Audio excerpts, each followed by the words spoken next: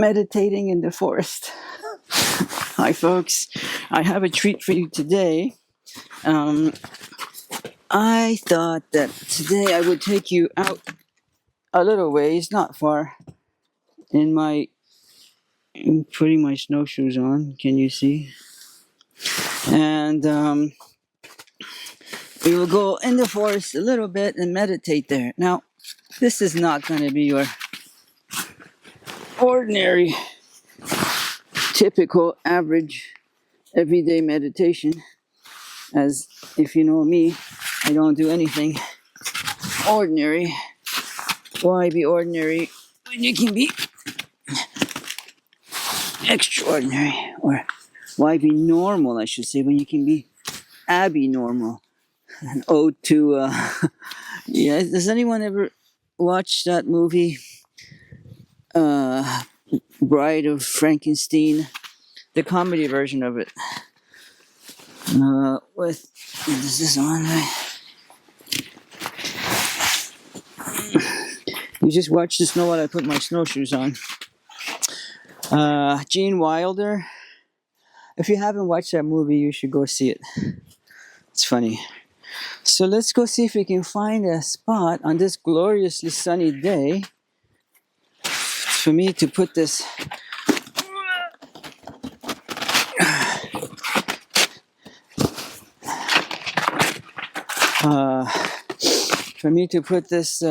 camera down so that you don't have to get bothered with the shakiness. See, this is why I need one day an action cam. If I set it here, I almost fell that. Where can I go? Oh, I know. If I put it like that.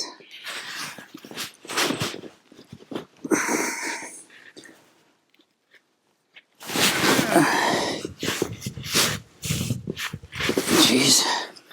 Isn't that what that do? No. I'm gonna be a little bit more over. It's hard enough to walk in the snow without your snowshoes, but with them sometimes it's more cumbersome even than just that. Okay, so if I put it like that, I will go and sit somewhere there.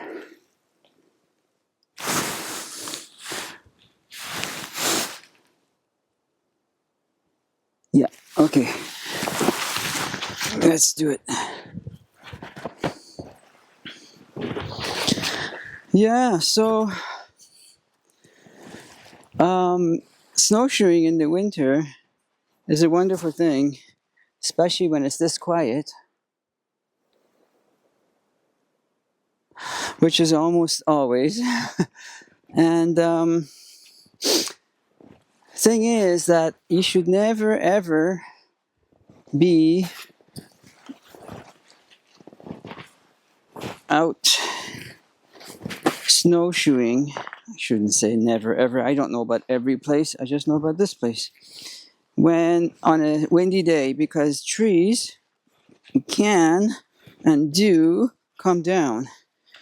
And like I said, it's cumbersome enough to maneuver when, I guess I'll sit here, maneuver your way in the forest without the snowshoes. And look at how long they are.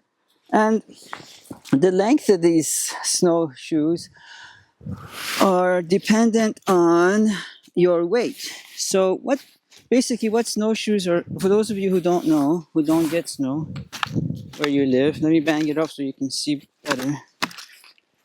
Oh, the microphone's probably picking it up.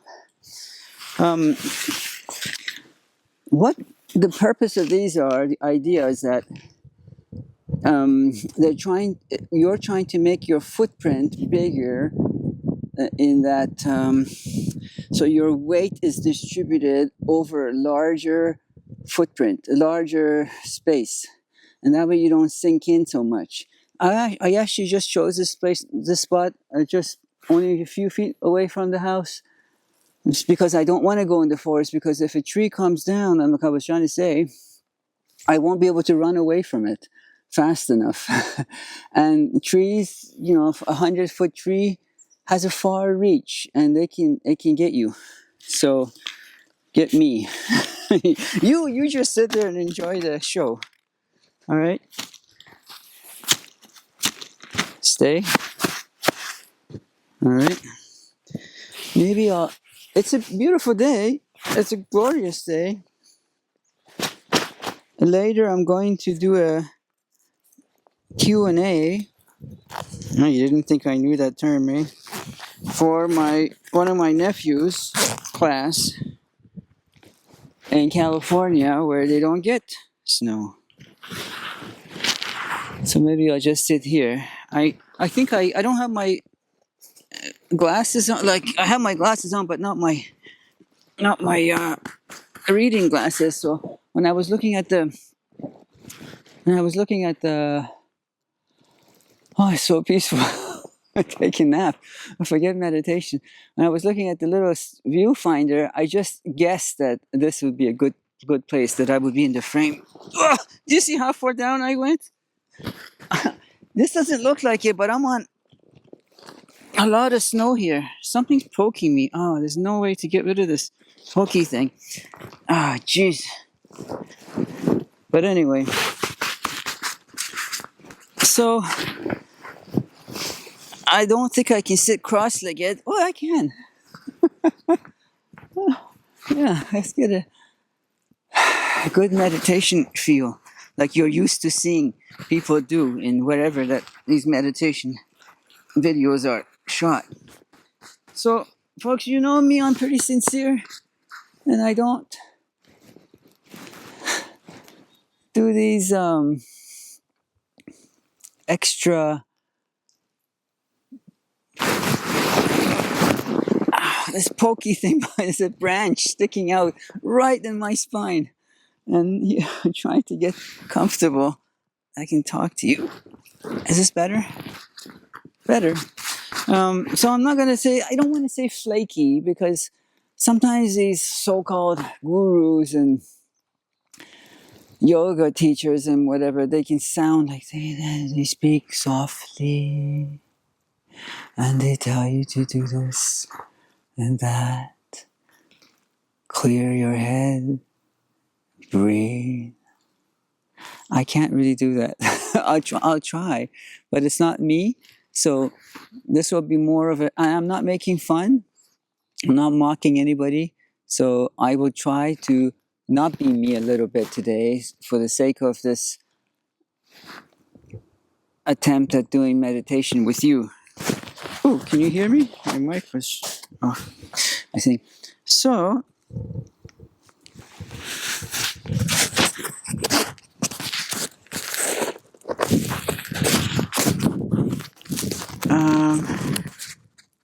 okay. Yeah, so I remember, first a little story, as I always do, when I was in the city doing yoga classes, and sometimes at the beginning,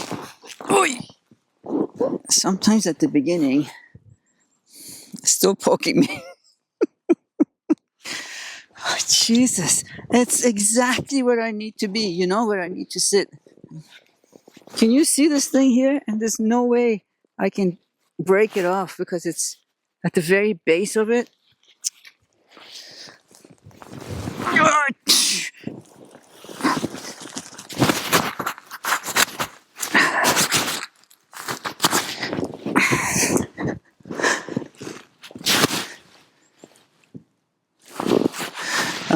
There would be a little bit of before the session, there would be a bit of a meditation start. Oh my God, I can't do it, folks. Just a minute. Oh, Jesus, why are you there? Of all places. Maybe I'll angle myself a little bit more this way. Would this be in the way? Are these guys in your way? Let's try this again. Even though I use my snowshoes to tamp down the snow, it still didn't help me much. I hope you're laughing right now because I don't want to annoy you. For those of you who came specifically for a meditation session, you thought, I can use the meditation session in the forest. But this guy is too much. Oh, this is better. All right. Yeah, so before a session, there would always be a little bit of a, just get in the groove and calm down. You just came in from the road outside and the noise of the city in this yoga studio.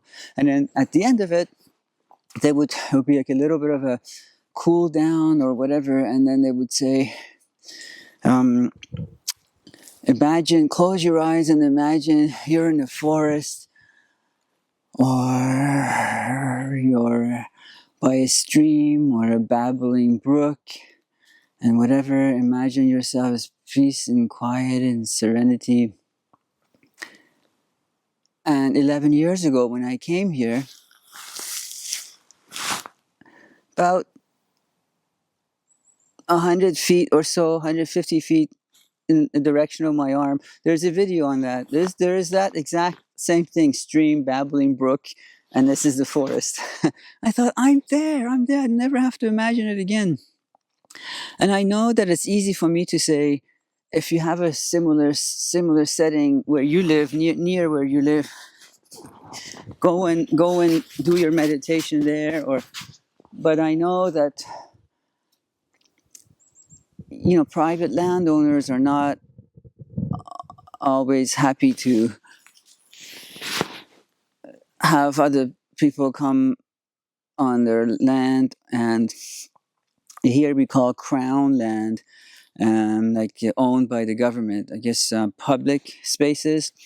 Well, if you go on ideally you want to go on a quiet day, but if you go on a quiet day when there's no one walking around with their dogs loose and whatever, also taking hikes and things that you might come across, then there's a question of security. Is it safe to be there by yourself? So I hear you, but maybe if you're ever here, we can do this together. Otherwise, you just watch me do it. Incidentally, I just noticed something. So I have 2, 4, 6, 8 posts closer to you lined up. That's one of my raspberry patches. And they look like they're candles. Can you see like a little bit of a snow on the tip of each one of them? They look like, those Christmas decoration, lawn ornaments that people put on. Anyway, so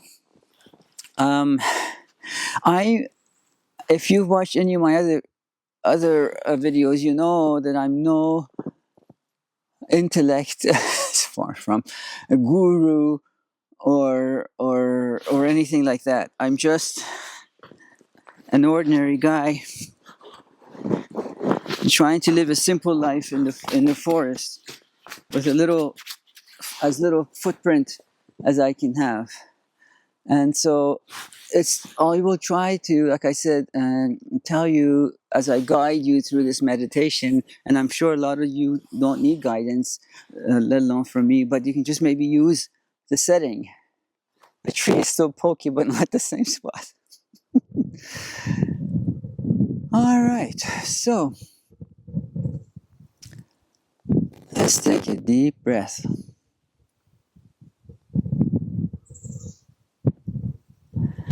And when you breathe, take it in and let it go down to your belly. Oh, I'm already sounding like that.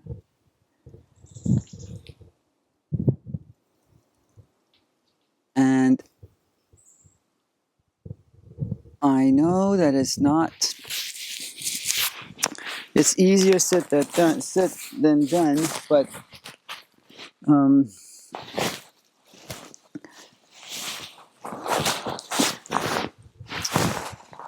try to clear your head of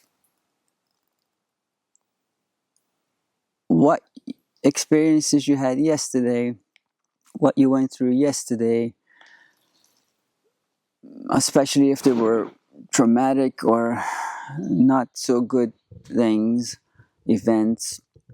And also, though, clear your head of what you need to do today, later on, or the next day.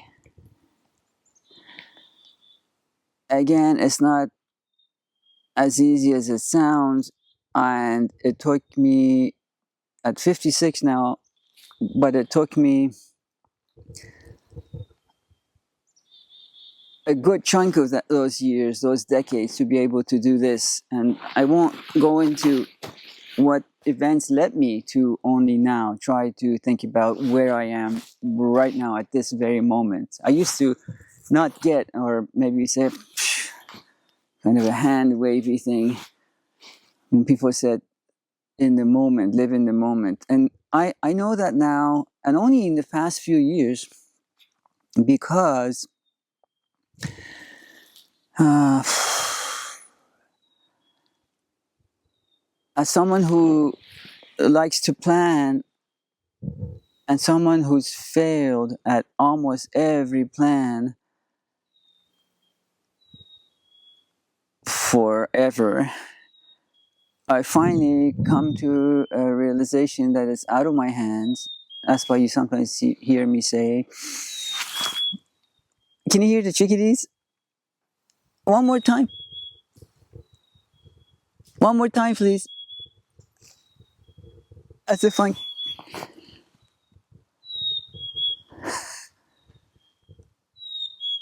living in the moment.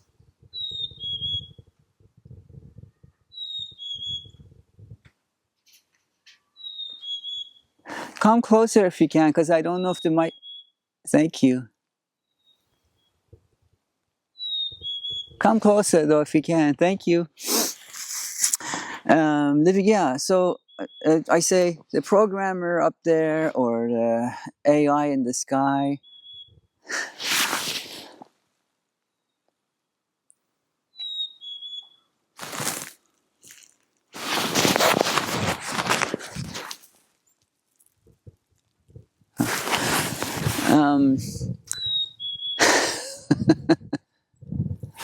And and so, yeah, just now, so when I do meditating by myself, which is almost always, I say things like, first I start by giving thanks, gratitude. So today I'd like to, and it's different for you, right? So I'm just telling you what's in my head right now as part of living in the moment. All right, okay. I would like to give thanks for this beautiful, sunny, glorious day. My batteries are at 100%. There's only a little gentle breeze. I know you're thinking he's out of his mind sitting in the snow, 3 feet of snow.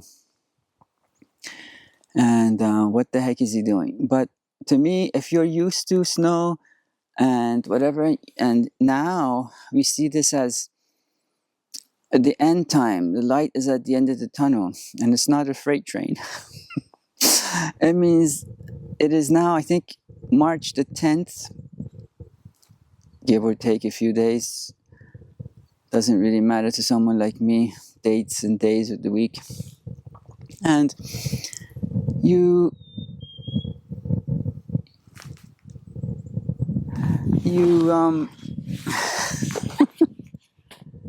they're coming back, and woodpeckers will be here soon too, probably next week or the week after. It's supposed to warm up a bit. Yeah, so it's warm enough for me to be here with you and share this with you. I don't have much to share with anyone, and other than this I can share, and so I do. So I'm thankful that I'm able to share this with you or anyone else that you know that can use.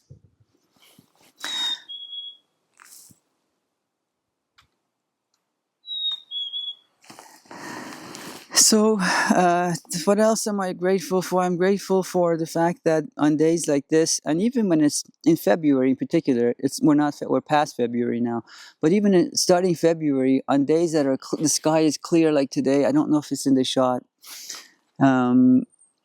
and UV rays are high, which means there's no smog. Not that we have any smog, but no clouds. The ceiling is unlimited. I've mentioned this before. The panels are delighting, basking in the sun and working pretty good at its maximum efficiency. But other than that, we solar position the house. There's another name for it too. If it comes to me, I'll mention it. And which means, and then by the way that we designed it, we also put windows on the east side and the south side and the west side. So there's always sun coming through. So even in February when it's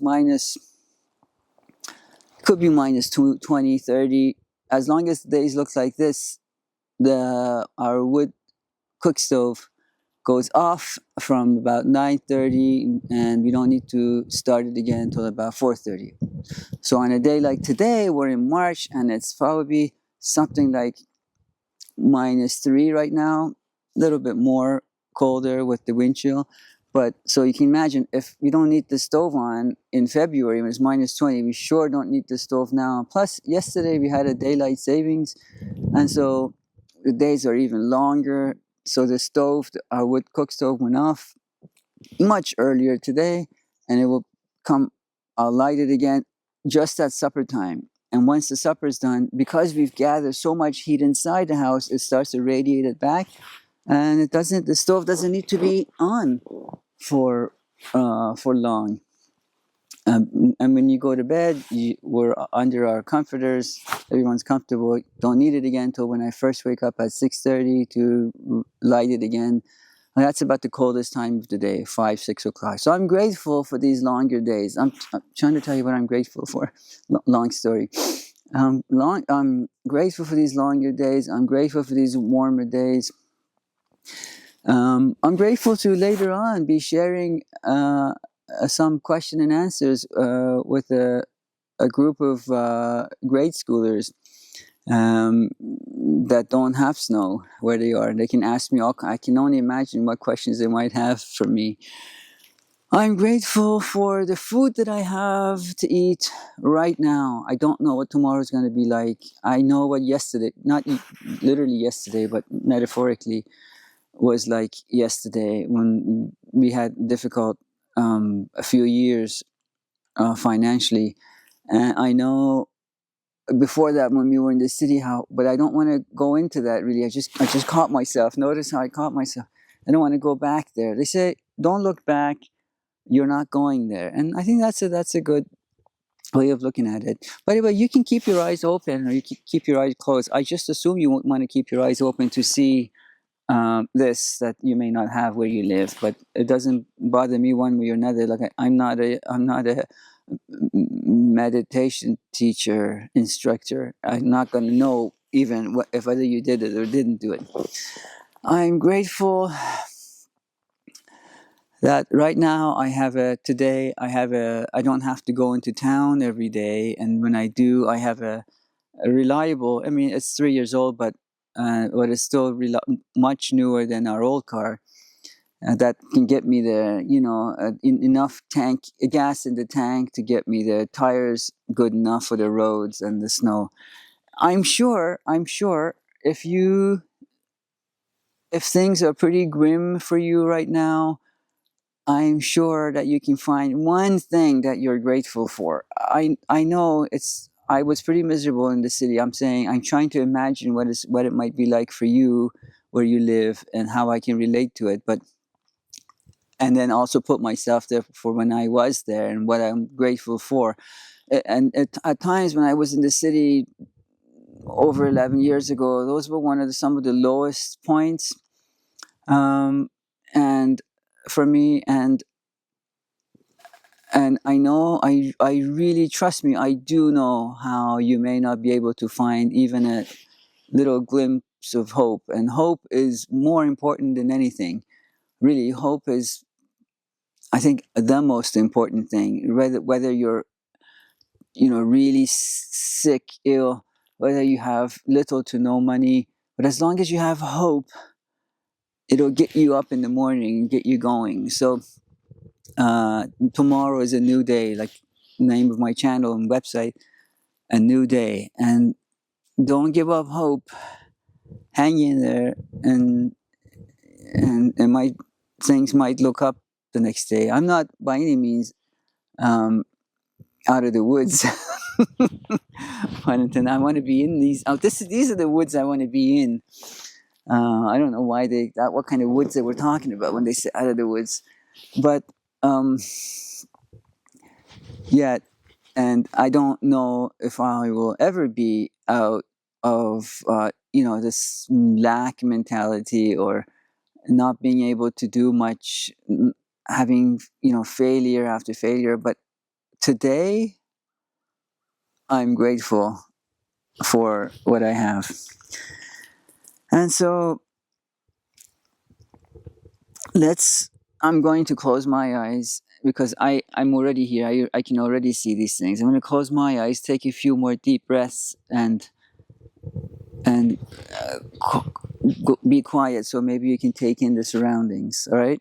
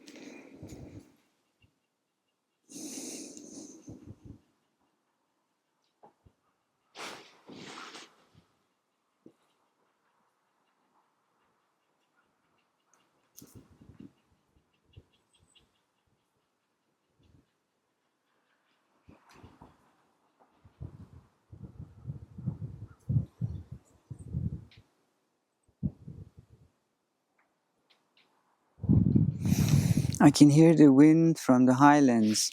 It was to my right. I explained in another video that we're in a shallow soup bowl, if you will. We're at the bottom of it, and we're about 1,000, or there's about 1,000 or 2,000 feet ridge above us, all around us. I could hear the wind from my left side, which is you're probably looking at the right, and then it went around as I had my eyes closed and went over there now on that side. And this is the best kind of wind to have when it's not affecting you. You just hear it and not feel it.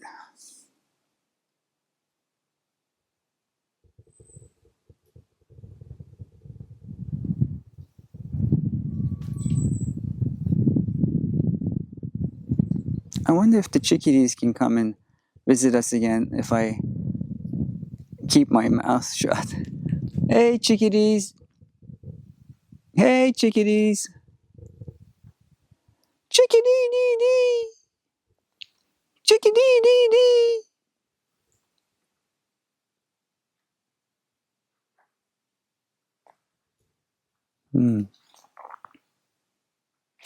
Chickadees, incidentally, you guys, there are trees that I think you may have where you live. Some of you have where you live. They're called a red pine, where their bark is fairly flaky. Like imagine little flakes about an inch or so. My understanding is that chickadees, not now, when food is plentiful, like when we can or preserve our leftovers from our harvest that we have so much, when we have so much that we can't consume, what they do is they go and lift. This isn't a good example. Even a spruce tree, like the one on my left, you can see. I don't know if you can see. The bark is somewhat. You can. Okay, so what it is that I gotta take my other glove off.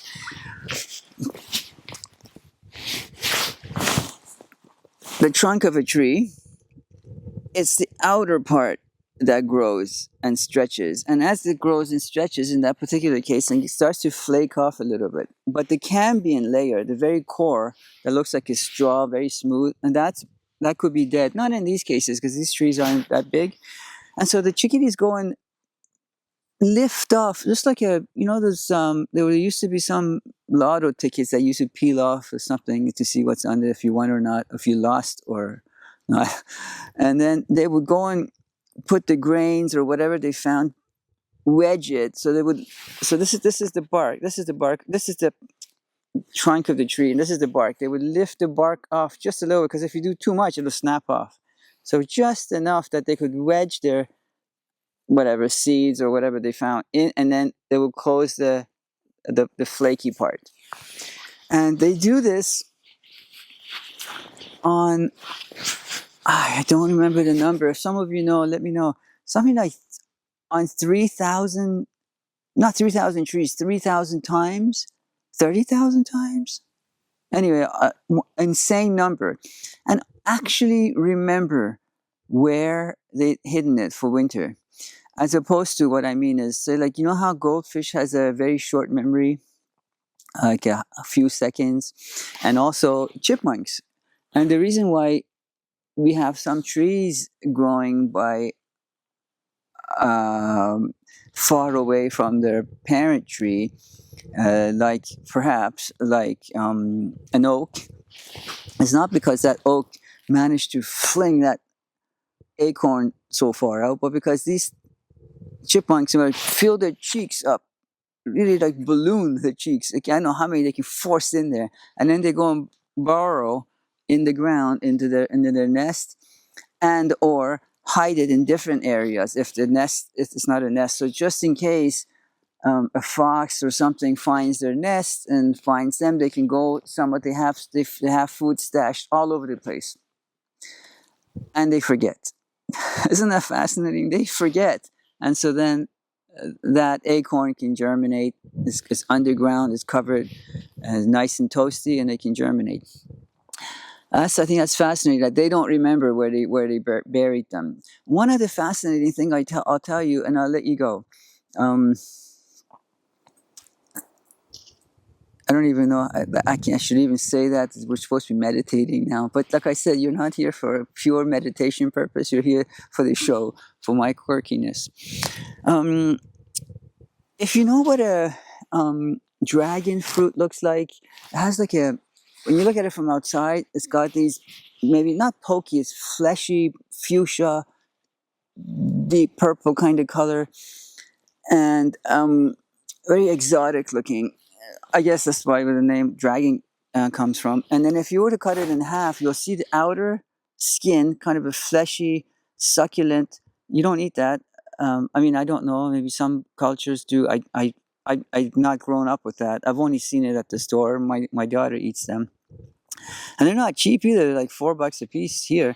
Anyway, the fleshy part is about that thick, if you can see. And then once you cut it open, it's this beautiful white, fleshy, or it could be hot pink, really like deep purple almost. Not deep, or deep pink, almost purple, or maybe just regular purple flesh that you eat. Now, in it, it's speckled, or better, probably the description for it would be peppered with these black seeds, like mustard seeds.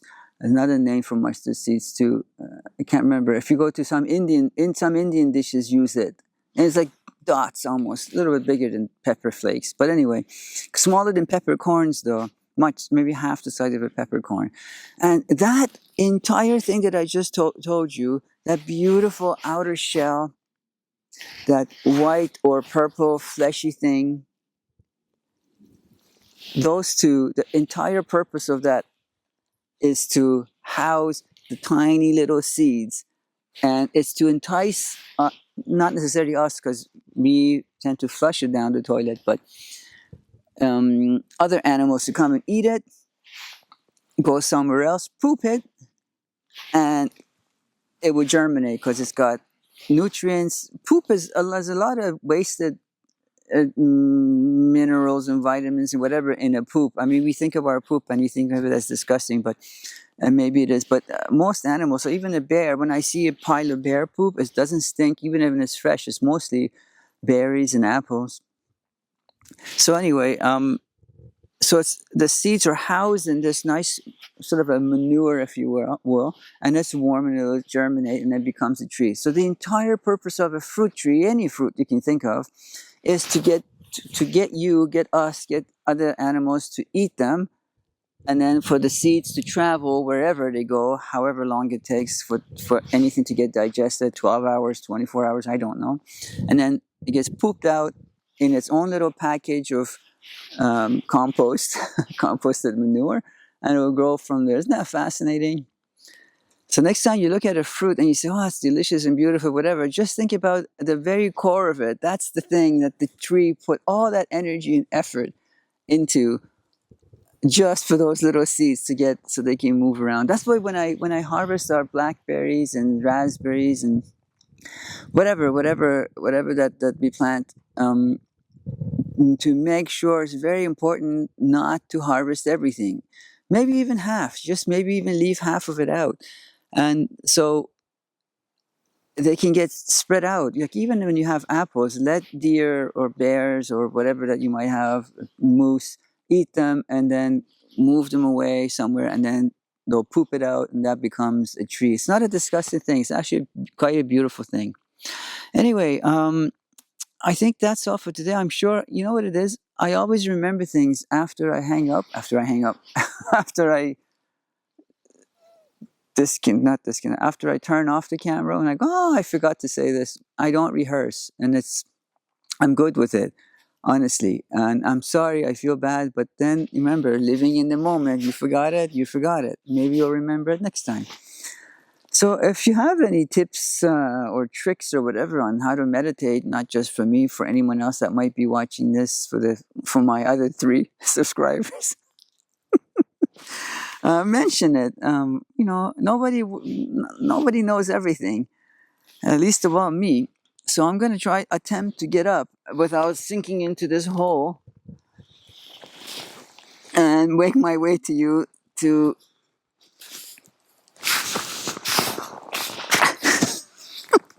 I feel like the Michelin man in my outfit.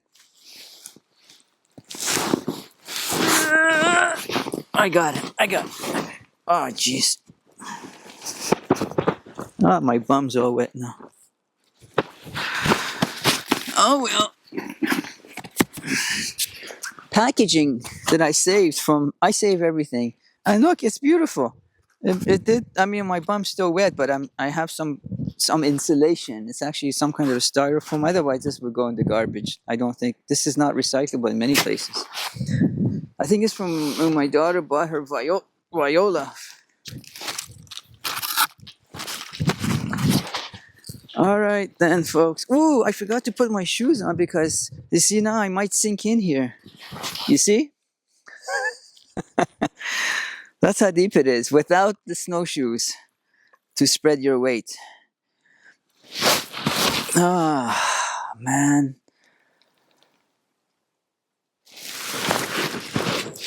Don't do this. Walk gingerly, maybe. Gingerly. What I should have done is as I was walking away from you, really try to pack it down. But I was trying not to make too much noise for the microphone. All right, folks, it was good being with you. Until we meet again. Namaste.